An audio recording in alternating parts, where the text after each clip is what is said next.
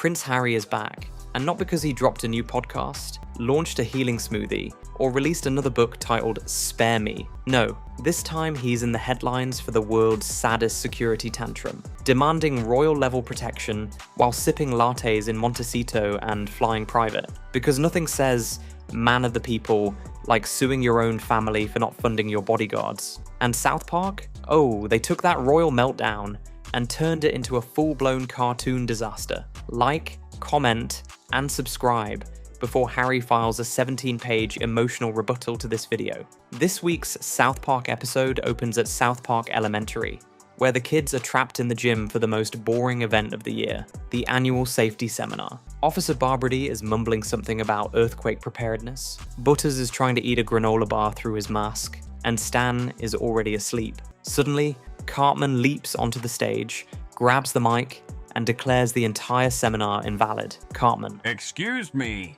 I demand a revised security protocol immediately. I am now royalty adjacent and emotionally endangered. What the hell are you talking about? Like Prince Harry, I am a target, a symbol, a vessel of public trauma. I had 3 trauma flashbacks just walking past the vending machine this morning. Wasn't that because it ate your dollar? No, Stan. It was the way it looked at me.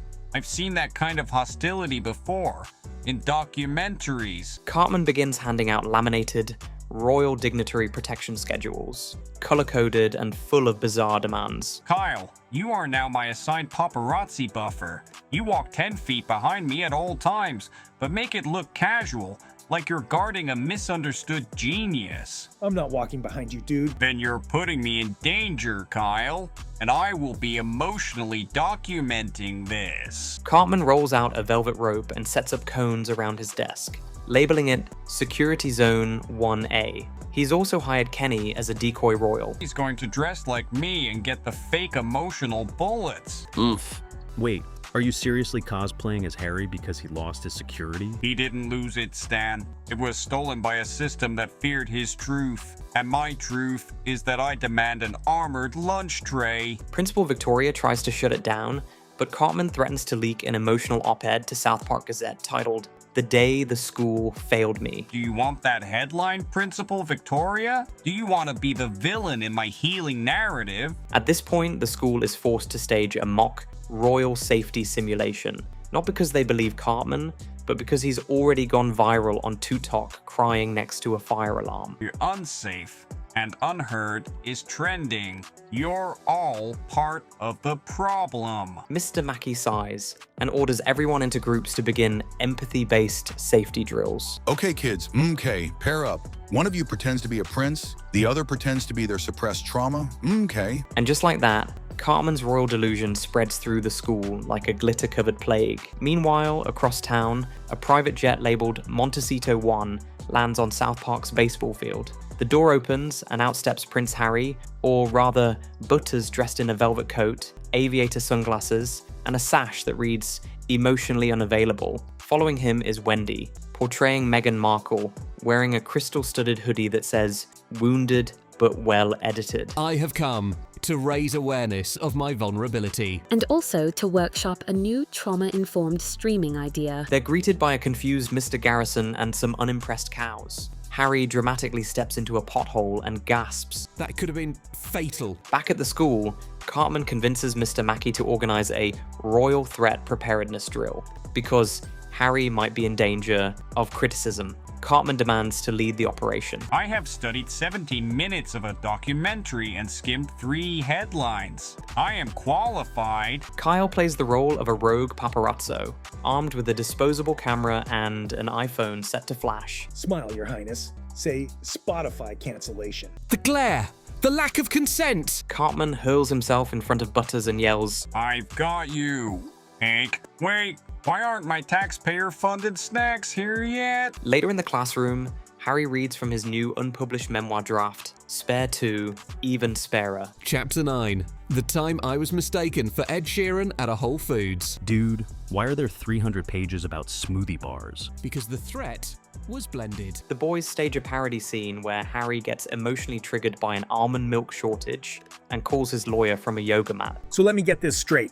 The guy wants protection from the consequences of his own book. Exactly, Kyle. That's why I carry decoy diaries and a flamethrower for narrative control. Wendy, still playing Meghan, decides the town isn't respecting the Duchess experience and unveils her new business, Stealthwear trademark. Fashion-forward body armor, because emotional protection should match your aura. The line includes trauma-blocking sunglasses, camo caftans, and a purse that sends cease and desist letters via Bluetooth. Cartman immediately starts selling knockoffs. Your bootleg empathy cloaks. Buy one. Leak one. After a fake legal petition launched by Cartman, South Park Elementary holds a mock trial to determine if Harry deserves full-time security from, well, literally nothing. Do you fear for your life or just for your brand? I fear being misunderstood in high definition. And I fear poor lighting during emotional processing. Randy testifies from the stands while live streaming the trial,